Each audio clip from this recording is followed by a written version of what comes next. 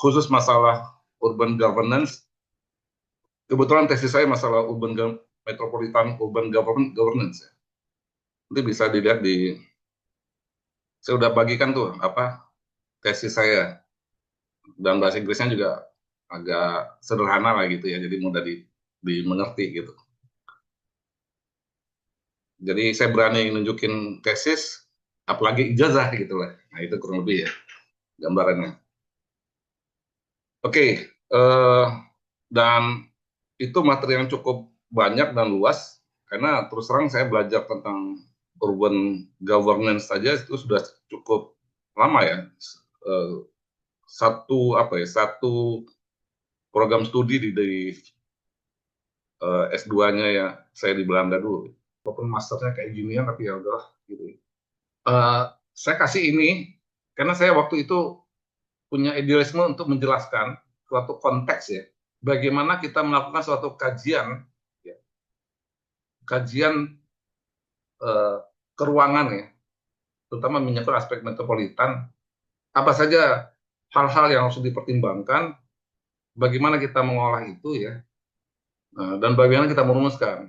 Saya terus terang menulis ini, kita hanya diberi kesempatan hanya 2 bulan waktu itu untuk menyusun ini ya, penelitian dan sebagainya. Jadi eh, menggunakan metode yang cepat gitu untuk bisa merumuskan. Nah ini, tapi saya agak sedikit ini ya, menekankan juga tentang metodologi ya yang digunakan, ya itu harus benar gitu. Apapun pekerjaan kita harus benar, kita harus menyampaikan. Walaupun dengan data yang terbatas ya, kita harus lakukan. Nah ini saya coba jelaskan di sini.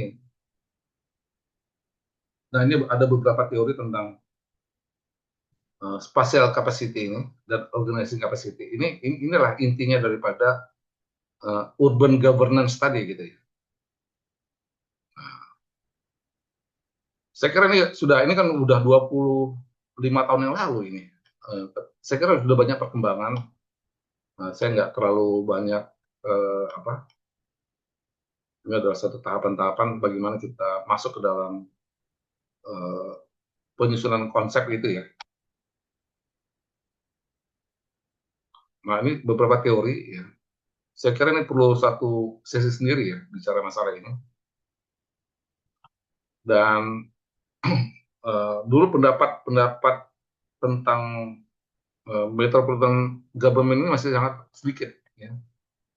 Saya untuk masih dapat beberapa gitu, dan ini saya coba kembangkan ya. Nah teori dasarnya ini yang saya dapat ya, bahwa ini dari guru saya ini, Leo van den Berg ini, uh, ada satu relasi antara public sector dan private sector ya, dan ini adalah suatu jaringan yang strategis ya. Mereka membangun suatu visi dan strategi bersama, kemudian menentukan masalah leadership, dan ini banyak hal seperti ini, dukungan politis, dukungan sosial, kemasyarakatan, serta kondisi spasial ekonomi. Ini masih terlalu umum ya, tapi ini satu kerangka untuk bisa masuk dalam kajian tentang metropolitan gitu. Nah ini ada beberapa referensi yang terkait dengan itu ya. Terus terang bahan-bahan ini yang saya kemarin masukkan di dalam undang-undang tata ruang ya, walaupun tidak sepenuhnya. Nah untuk skala metropolitan governance, ya, kalau metropolitan governance ini kan bicara masalah lintas kewenangan gitu loh, karena dia tidak satu entiti kota atau pemerintah gitu, bisa saja ada beberapa pemerintah kota. Contohnya Jabodetabek itu menyangkut 3 provinsi kan gitu. Ada DKI Jakarta, ada Jawa Barat, dan ada Banten gitu. Nah, kemudian mereka harus bekerja sama gitu untuk merumuskan bagaimana bekerja sama dalam menentukan penyediaan fasilitas dan sebagainya. Nah ini ada beberapa petunjuk saja ya. Saya kira ini saya sampaikan aja nih. Ini adalah paradigma pada waktu itu ya. Dan mungkin sekarang sudah berkembang. Eh, silakan untuk menggali dari berbagai literatur yang baru ya. Ada 5 kriteria dalam evaluasi kecukupan skala. Dia bicara skala juga ya. Kompetensi, integritas ya, demokrasi dan efisiensi dan effectiveness. Nah, ini memang beberapa pertimbangan ya. Tapi saya waktu itu harus mencari satu metode gitu. Bagaimana saya harus mendapatkan satu kriteria dari berbagai macam referensi. Karena belum ada satu referensi yang betul-betul kuat ya. Dari berbagai macam pendapat itu, saya gunakan nanti metode perbandingan gitu. Oke, kemudian ini betul-betul kerjasama ya. Hubungan kerjasama itu juga menyangkut ini ya, kondisi-kondisi yang tertentu ya. Misalnya ada yang kondisi politiknya rendah sampai tinggi, ya. Itu eh, bentuk kerjasama apa yang bisa dilakukan. Ya. Nah, bisa saja dia membangun infrastruktur bersama, mendistribusikannya, dan seterusnya. Atau kalau dia less, sampai more lokal otonomi, lebih formal ataupun kurang formal, dan sebagainya. Nah, ini beberapa hal yang bisa dilakukan dan dicapai dalam bentuk satu kerjasama. Ini menurut Nang dan Rosentraub ya. Kemudian, nah ini saya banding-bandingkan di beberapa daerah negara ya, beberapa kota di berbagai tempat ya, tentang tentang pemerintahan metropolitan ini. Kemudian juga itu kemudian ke Indonesia ya. Nah ini saya harus gali dari banyak peraturan.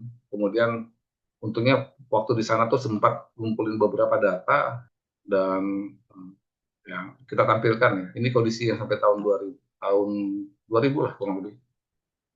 Kondisi kependudukan kita ya. Dan dari analisa kependudukan ini secara simpel ya, sederhana kita bisa menentukan. Nah ini ada kemunculan beberapa kota-kota ya, yang metro dari tahun ke tahun tuh ada peningkatan, munculnya kota metro, eh, kota besar ya, masuk kota-kota kecil. Ya ini yang paling banyak tuh yang kota-kota kecil ini yang paling banyak cepat tumbuhnya.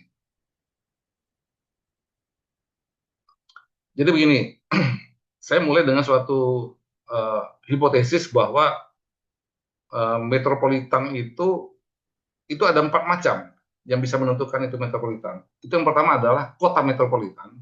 Ya, jadi memang basis internalnya sudah cukup kuat dan basis itu adalah penduduk. Ya. Kalau penduduknya di atas 1 juta, maka dia eh, metropolitan. Gitu. Ya. Yang kedua, eh, konurbasi. Konurbasi ini adalah spreading, gitu, peleberan. Jadi dulu ya kasus Jakarta ini sebelum adanya kota Bekasi, kota Tangerang dan sebagainya itu, dulu kota Jakarta itu melebar gitu, pelebaran. Nah, pelebaran itu keluar wilayah gitu. Nah, kalau kita hitung pelebarannya itu dan penduduknya dapat 1 juta, nah itu metropolitan. Itu disebut dengan area metropolitan. Area metropolitan. Ada yang ketiga itu adalah wilayah metropolitan. Nah, wilayah metropolitan itu kalau dia kerjasama antar daerah. Karena kerjasama itu biasanya kan letaknya berdekatan, ya. Sehingga dia menjadi metropolitan kalau dijumlahkan. Nah, itu ada kasusnya di Indonesia. Yang keempat itu adalah koridor. Ya. Koridor itu kalau dia membentuk satu koridor. Gitu. Nah, ini beberapa ini ya. Nanti kita lihat di sini beberapa contoh ya. Saya ingin jelaskan juga. Contoh misalnya ini ada kota-kota metropolitan di Indonesia ya, sampai dengan tahun 2000 itu. Nah, ini ada 9. Ya. Ini masih dalam fitur alami gitu loh. Fitur alami itu ada ini dengan tingkat kepadatan masing-masing ya. Kemudian Nah, ini sebarannya seperti ini. Medan. Jadi di Indonesia Timur tuh baru ada di Makassar sebenarnya. Nah, ini contoh koridor ya, koridor metropolitan Jakarta Bandung, ya kan? Jakarta Bandung ini sudah sebagai satu koridor ya yang dihubungkan. Apalagi ada jalan apa kereta api cepat ya, dia jadi koridor. Itu namanya istilahnya koridor. Nah, kalau menyangkut dengan konurbasi, nah ini konurbasi ini penduduk kotanya cuma 2 juta, tapi konurbasinya bisa 3 juta. Ya, Padang, Pariaman, Palembang, Palembang dan sekitarnya, gitu, 1,5. Nah, Bandar Lampung ini kan itu kota Bandar Lampung, ya, itu satu contoh kota yang alami metropolitan. Gitu. Saya harus bilang, karena dia terbentuk dari 3 kota, ya, dari kota apa aja tuh kata apa Tanjung Karang, apalagi Tanjung Karang, eh, itu 3 kota jadi satu. Eh, yang sekarang menjadi namanya Bandar Lampung itu. Tanjung Karang, siapa nih orang Sumatera nih, nggak tahu nih. Dia meleburkan dirinya menjadi namanya Bandar Lampung. Nah, penduduknya waktu itu sudah sekian. Aduh, Tanjung Karang, Teluk Betung ya, dan Panjang. Nah, 3 kota jadi satu. Kemudian Jakarta, ini ada case. Ini konurbasi Jakarta Raya itu 11 juta. Ya, konurbasi. Pelebarannya ya. Jabotabek itu segini, 25 juta. Bandung, Subo-Suko, Semarang, Demak. Nah, ini contoh region ini nih. Bregas, Brebes, Tegal, Selawi. Kalau dihitung kota Brebes tuh penduduknya kecil itu. Brebes, Tegal, Selawi. Selawi juga kecil. Nah, kemarin kita inisiasi jadi namanya Bregas. Cuman nggak berkembang gitu ya, karena akhirnya masing-masing jalan sendiri gitu. Tapi itu adalah metro region yang bisa kita tunjukkan. Surabaya, Surabaya dan sekitarnya, dan gerbang Kertosusilo ya, metro region. Ini jumlah profilnya gitu ya. Nah, saya sebenarnya beberapa tahun setelah itu ya, banyak menggagas metropolitan baru ya di Indonesia Timur ya. Karena harusnya Indonesia Timur itu punya beberapa metropolitan seharusnya. Jadi jangan numpuk semua di Jawa. Seperti misalnya dulu yang kita coba inisiasi adalah di eh, Ternate. Ternate itu harus kerjasama dengan beberapa kota sekitarnya. Dulu kita bikin nama istilahnya itu Trofi Rejawali. Trofi Rejawali. Ternate, Sufifi, Rejawali itu re-nya, aduh lupa, J-nya Jelolo, Wah, ah, lupa saya. Itu beberapa kota yang berdekatan itu harus kerjasama ya, untuk membangun suatu jaringan ya, dan membentuk metropolitan. Termasuk juga di beberapa tempat yang lainnya, seperti di kemarin juga yang kita harapkan untuk kasus di Mataram ya, di Lombok. Tapi banyak yang tidak serius ya, tidak tidak ditindaklanjuti secara serius ya. Nah ini kemudian kita lihat ya beberapa hal-hal yang mempengaruhi ya. Dan ini beberapa peraturan yang ada pada waktu itu ya seperti ini, kelihatan. Kemudian juga ringkasan ya. Nah, saya coba gunakan suatu kriteria untuk penilaian. Nah, ini metodenya, metode ditabul bulkona, diagram tabel urutan kotak panah, panah ini.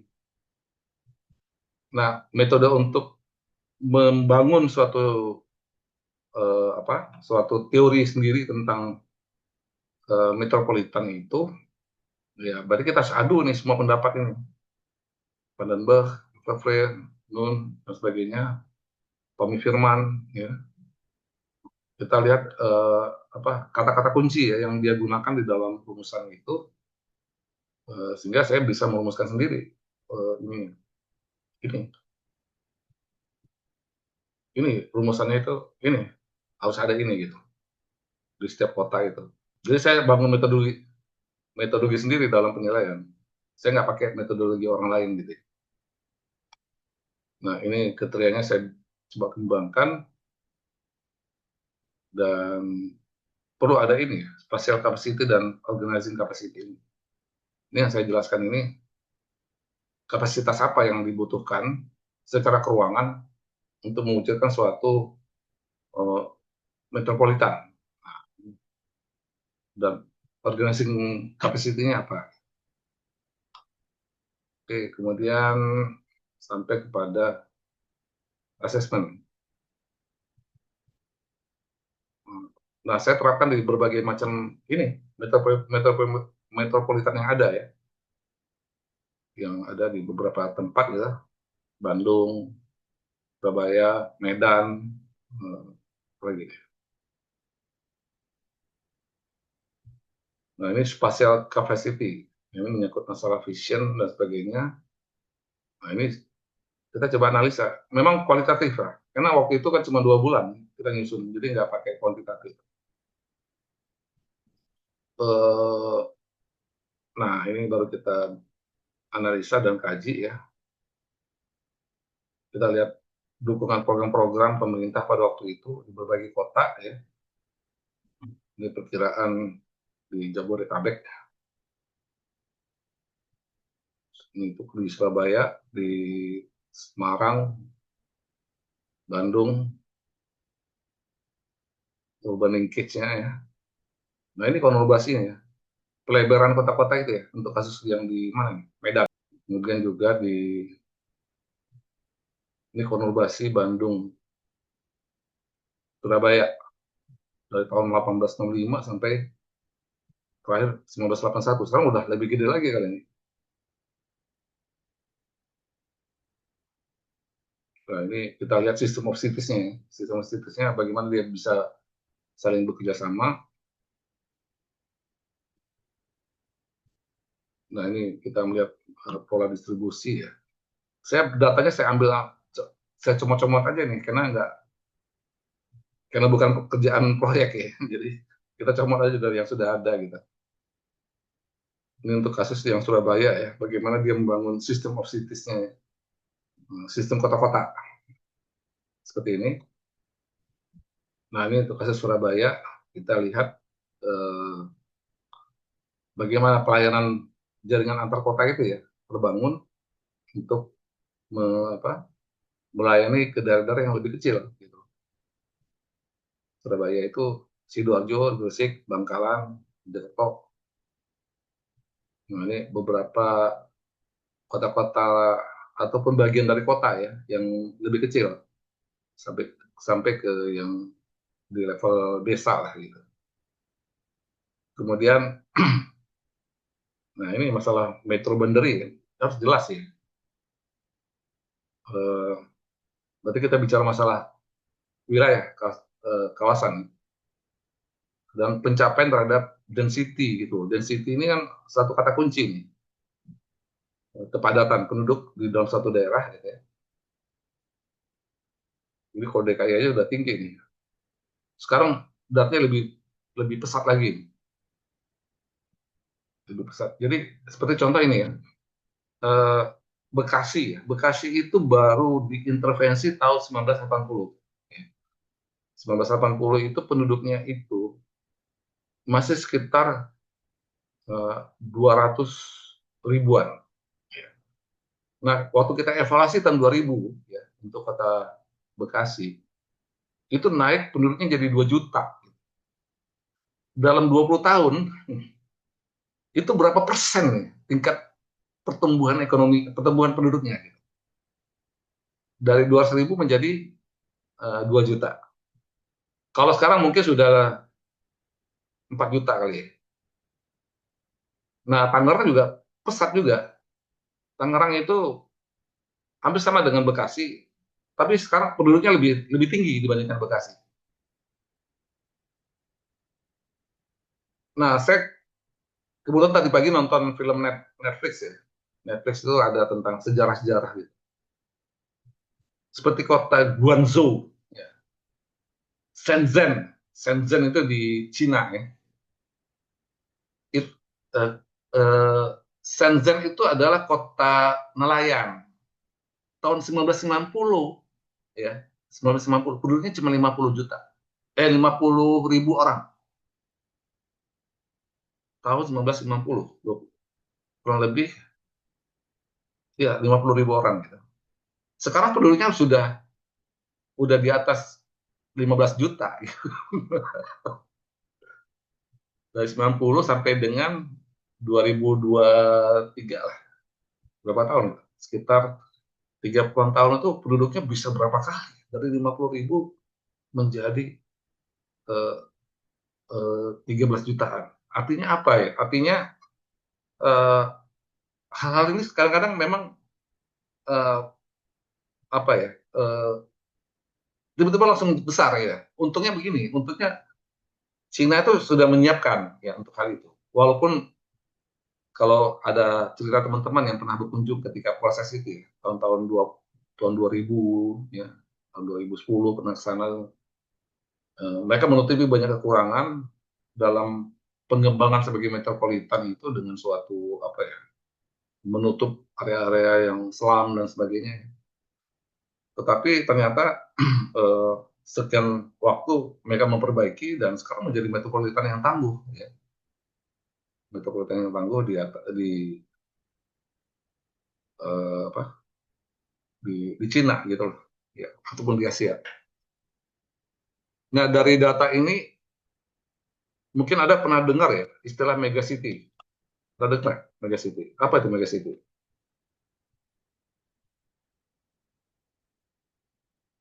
Itu baru muncul tuh referensinya sejak tahun 90-an megacity. Eh, saya ambil contoh aja ya.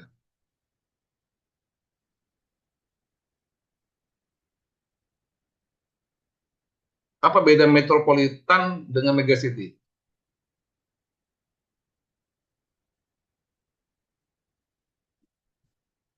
Kalau metropolitan tuh saya gunakan acuan yang 1 juta ya, 1 juta. Nah, kata gimana? 1 juta itu sudah bisa metropolitan. Ya. Dan itu baru kemarin kan baru belasan itu yang ada di Indonesia ya. Saya kira sekarang udah makin banyak ini datanya.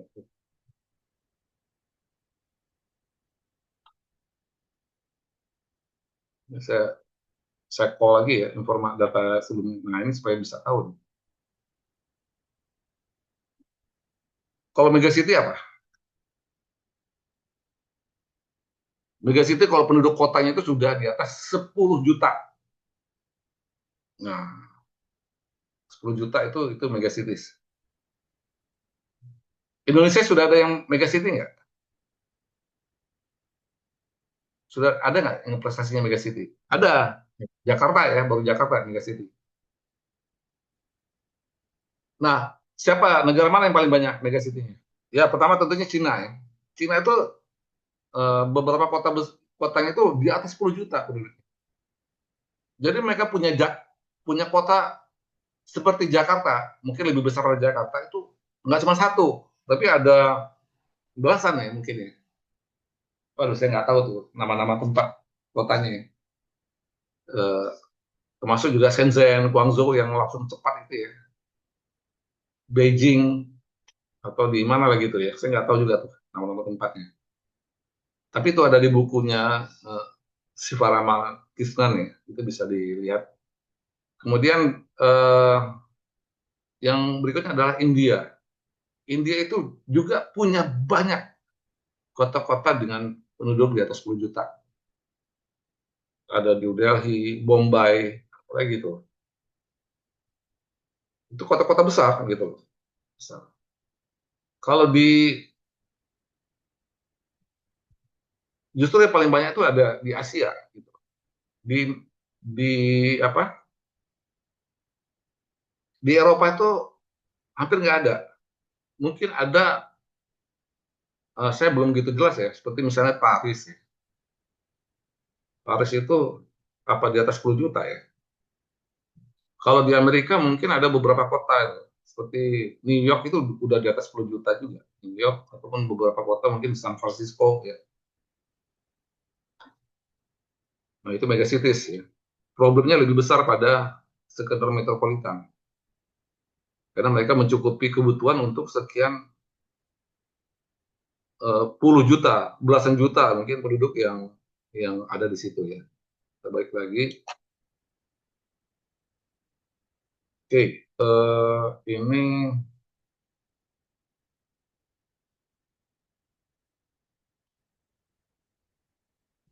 power sharing ya di Jabotabek. Jabotabek itu sempat pernah bikin apa Badan Kerjasama BKSP, Badan Kerjasama Pembangunan Jabodetabek. Tapi kinerjanya kurang, kurang, kurang main gitu. Ini BKSP Jabodetabek ya.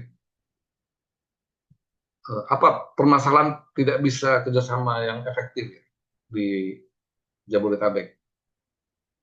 Pertama, yang saya lihat adalah eh, tidak setara gitu deh antara orang-orang yang ada di katakanlah di Jawa Barat, Banten dengan DKI. Karena DKI itu selalu menempatkan dirinya sebagai big brother. Saya adalah saudara saudara besar, saudara paling tua gitu kan.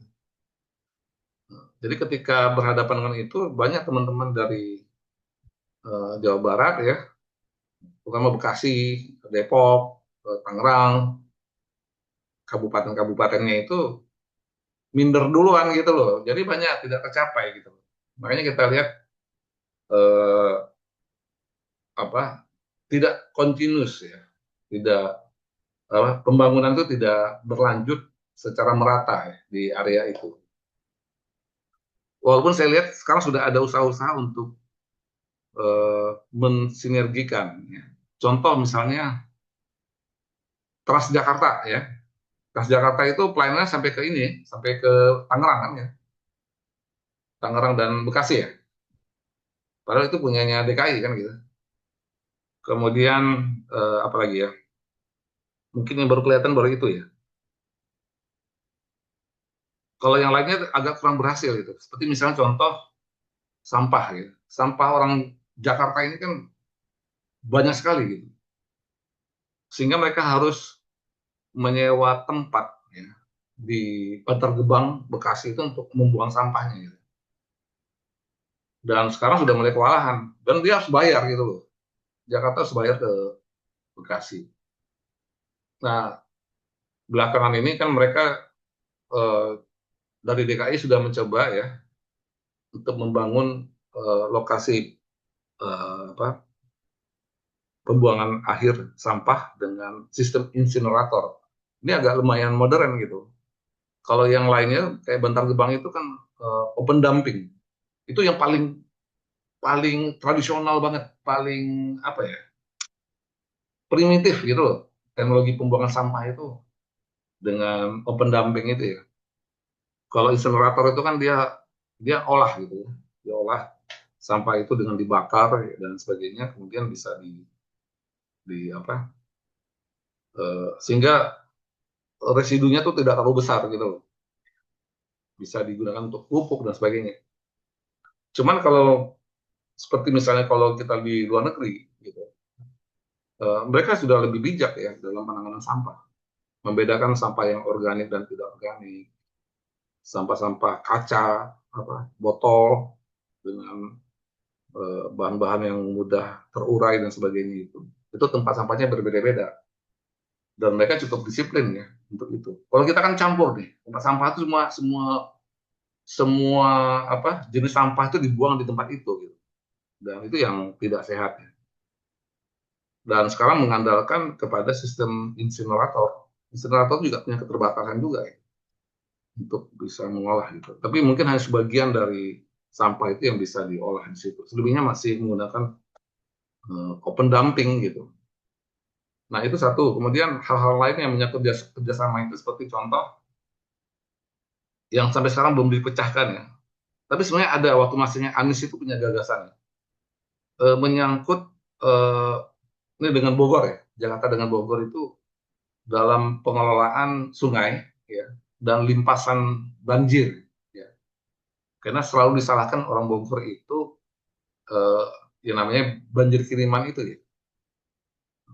Banjir kiriman itu kenapa ada banjir kiriman? Karena kemampuan daya serap air di Bogor itu di daerah puncak itu sudah berkurang.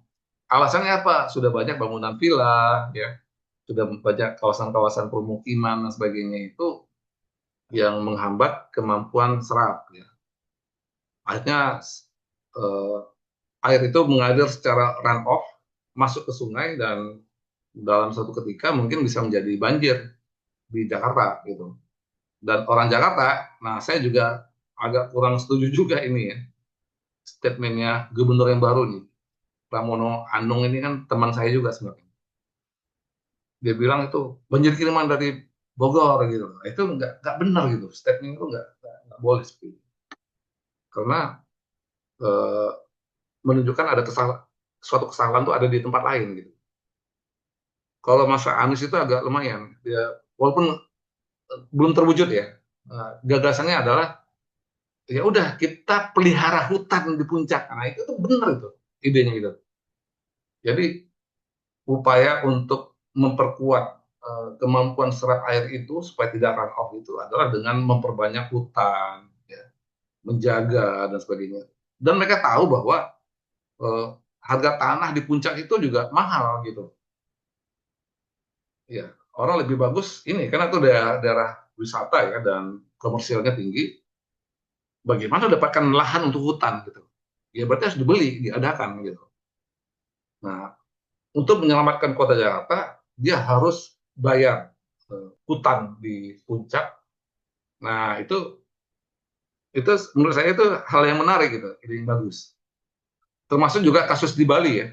Di Bali ini kalau kalian lihat, perhatikan, itu ada pembagian itu ada pembagian urusan di Bali itu antar kabupaten dan kota.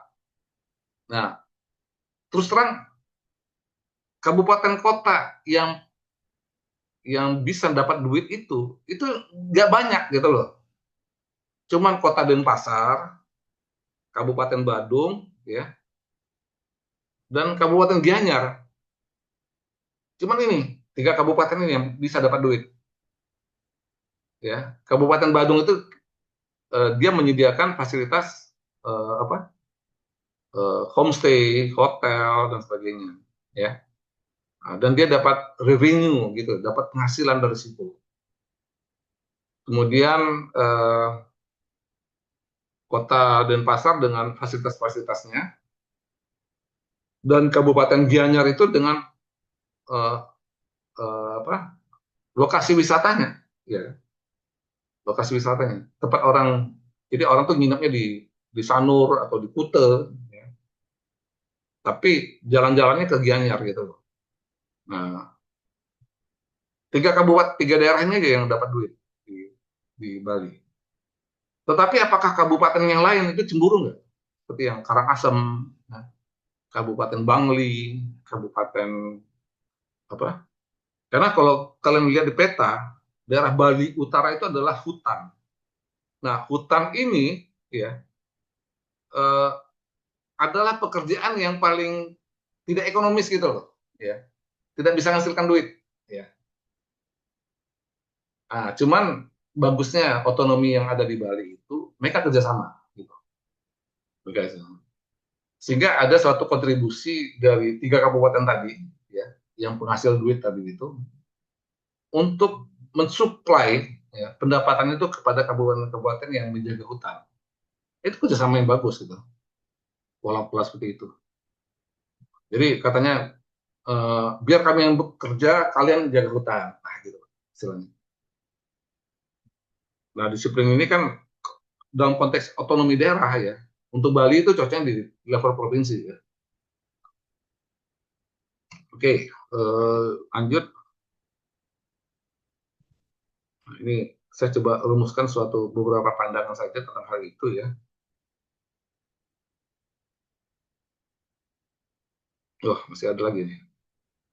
Ini saya sebutkan ada istilah itu metropolitan city, metropolitan area, metropolitan region, dan metropolitan corridor. Ini suatu temuan juga ya, membagi ini. Karena kita selama ini terbutakan dengan region, ya. Region itu seperti misalnya dengan Jabodetabek, ya, antar kerjasama antar daerah gitu ya. Kemudian kalau di Surabaya itu gerbang Kertasisilo, ya kan. Di Semarang itu apa istilahnya itu? Ya? Kalau di Medan tuh Memidang Row kan. Padahal tidak mesti gitu, karena dia bisa saja bentuknya adalah kota, ya, area atau koridor gitu. Koridor. Seperti yang kasus tadi Bregas tadi itu kan koridor gitu. Brebes Tegal Slawi. Nah, ini beberapa hal yang saya temukan dari analisa pendapat dari berbagai orang gitu ya. Nah, saya harus bikin penilaian tentang itu ya. Dari kriteria yang saya bikin itu saya gambarkan harusnya terukur ini. Tapi karena tidak ada waktu itu dan tidak ada ini kesempatan, tidak mungkin melakukan analisa kuantitatif, kasih gambar-gambar aja. Ini kalau masalah ini dia oke, ini nggak oke gitu kan. Ini ada skala kompetensinya, integralitinya ya. Nah, ini beberapa penilaian cukup dengan gambar seperti ini aja. Ini saja. Ya kalau sekarang jangan pakai inilah gitu. Harus ada ukuran-ukuran kuantitatif sedikit, sedikit lah gitu ya. Saya kira itu ya. Ini beberapa referensi. Nah, kalau Anda bicara ini ingin melihat megacities ini bisa cari buku di apa nih Siva Ramakrishnan ini. Dia bicara masalah megapolitan. Baik, terima kasih ya teman-teman sekalian, adik-adik ya. Kita cukupkan demikian. Terima kasih. Eh, Selamat malam. Assalamualaikum warahmatullahi wabarakatuh.